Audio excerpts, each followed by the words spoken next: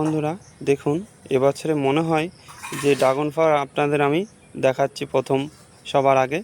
দেখুন, মিডিয়াম সাইজের দুটো ড্রাগন ফল বেশ পেকে লাল হয়েছে। 3টে ফল হয়েছিল, এই দুটোই আর কি মিডিয়াম সাইজ। এর থেকে একটা ছোট ছিল, সেটা খেয়েছি আমি, খুবই টেস্ট। তো আমাদের এখানে খুব ঝড় গেল সেভাবে, কিন্তু আমাদের এখানে ক্ষয়ক্ষতি হয়নি, কিন্তু বেশ ভালোই হাওয়া হয়েছে। তো ঝড়ের আগ দিয়েই আমি ফলগুলো কেটে রেখেছিলাম 2 দিন আগে।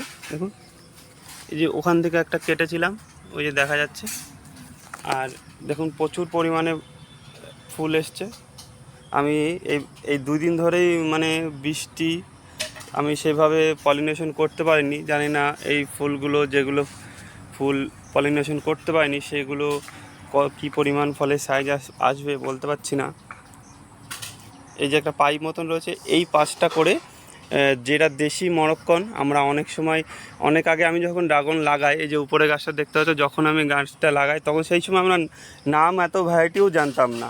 এখন যেইভাবে ভ্যারাইটি আসছে, দেখা যাচ্ছে একটারও 4-5টা নাম বের করে দিচ্ছে চারা বিক্রি করার জন্য। এর জন্য আপনারা আগেই কিন্তু এই ভ্যারাইটির ফাঁদে পা দেবেন না। আগে দেখবেন, ভালো করে যাচাই করবেন, তারপরেই কিনবেন। কেন, তো এই পাঁচটা হচ্ছে যেটা দেশীয় মরক্কন বা দেশীয় জাত, ঠিক আছে। এইটা কিন্তু খেতে অত্যাধিক মিষ্টি। ফলের সাইজ ছোটও যদি হয় তাতেও অসুবিধা নেই। আপনারা যেহেতু ছাদ বাগানে লাগাবেন, বাড়িতে শখে লাগাবেন, এর চারাও 20-25 টাকা। আবার চেনা জানা কারো কাছে থাকে তো আপনারা এমনি আনতে পারবেন, জাস্ট একটা কাটিং বসিয়ে দিলেই হয়ে যায়। আর ফল প্রচুর মিষ্টি, গাছে কোনো ফাঙ্গাস হয় না, প্রচুর রোদ্দুর সহ্য করতে পারে। আর বিশেষত মানে সমস্যা হচ্ছে, যেই নতুন নতুন ভ্যারাইটি আমাদের দেখিয়ে বলছে অনেক বড় বড় ফল হবে, আবেকে উঠিয়ে দিচ্ছে আবেকে, সেই সমস্ত ভ্যারাইটি আনলে কিন্তু সানবার্ন হচ্ছে, রোদ্দুরে হলুদ হয়ে পরবর্তীতে পচে যাচ্ছে, তারপর জায়গায় জায়গায় ফাঙ্গাস লাগছে। সেটা কিন্তু আর কোনো সমস্যা, মানে খুবই একটা ক্ষতি হয়ে যাচ্ছে গাছের। আর যে সমস্ত ভ্যারাইটি আমি মোটামুটি সংগ্রহ করেছি, এই যে এই 5টা দিয়ে যা আছে সব 5-6 রকমের ভ্যারাইটি আছে মোটামুটি ভালোই। জাম্বু রেট আছে, এটা ওটা অনেক রকমের আছে। সবাই গোড়ায় নাম লেখা আছে, আমি এখন না দেখে বলতেও পারছি না। এর আপনাদের আগেও আমি অনেক ভিডিও দিয়েছিলাম এই গাছেরই। যদি চ্যানেলে নতুন হয়ে থাকেন, অবশ্যই যে ভিডিওগুলো যে দেখে নেবেন, আশা করি আপনার ভালো লাগবে যদি আপনি ড্রাগন লাভার হয়ে থাকেন।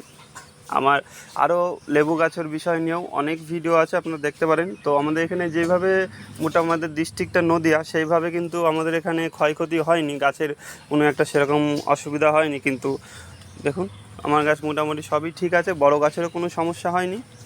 আর যখনই ড্রাগন গাছে ওয়েট করে, যখনই নাকি বৃষ্টির একবার ওয়েদার পেয়ে যায়, তখন কিন্তু খুব পরিমাণে ফুল বেরোতে থাকে। দেখুন, প্রচুর ফুল এসছে। আর এই যে ফলগুলো, প্রচুর গরমের মধ্যে অনেক ফুল এসেছিলো, তার মধ্যে 3টে ফলই সেট হয়েছিল আমার কাছে, ঠিক আছে। 3টে ফলই সেট হয়েছে, খুবই সুন্দর পেকেছে ফলগুলো।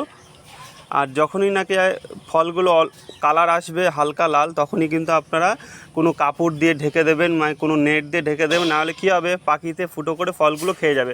আর আরেকটা জিনিস কিন্তু খুব গুরুত্বপূর্ণ বিষয়, আপনারা কিন্তু যারা এখনও গাছে খাবার দিননি, তাড়াতাড়ি করে ভার্মি কম্পোস্ট, মানে রাসায়নিক সার দেবেন না, তাহলে কিন্তু ফলের টেস্ট পাবেন না, ফল মিষ্টি হবে না সেরকম।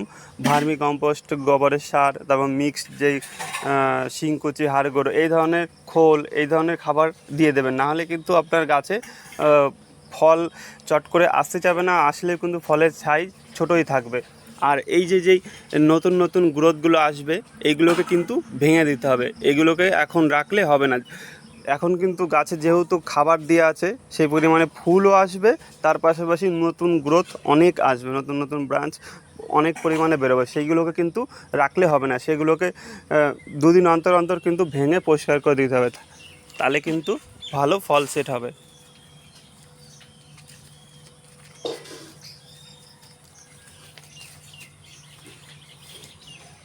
আর আমি কিন্তু একেবারে নতুন পদ্ধতিতে এই ড্রাগনগুলো লাগিয়েছি।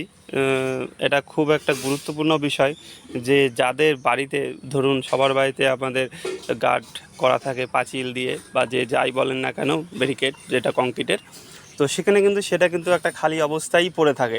তো যেই পোর্শনটা আপনাদের রোদ্দুর লাগে, সেখানটায় কিন্তু আপনারা এরকম ড্রাগন লাগাতে পারেন। দেখুন এটা কিন্তু আমার পুরো একটা পাঁচিলের ওপরে, না খুঁটি আছে, না খাম্বা আছে, না কোনো পিলার আছে, একটা পুরো পাঁচিলের ওপরে। আপনারা যেই সাইডটা করে সবসময় ওপেন সানলাইট পড়ে সেই জায়গাটা করে এরকম আপনারা ড্রাগন লাগাতে পারেন। তো কীভাবে এই শালের, আমি এটা পুরো শাল কাঠের একটা বাটাম সেট করেছি, কিভাবে এটা করতে হয় সেই বিষয় নিয়ে কিন্তু চ্যানেলে ভিডিও পেয়ে যাবেন, অবশ্যই যে দেখে নেবেন। আশা করি আপনাদের খুব কাজে দেবে। আর এটা খুব মজবুত হয় আর খুবই ভালো, কেন একটা সাইড হয়ে থাকলেও কোনো ডিস্টার্ব হবে না।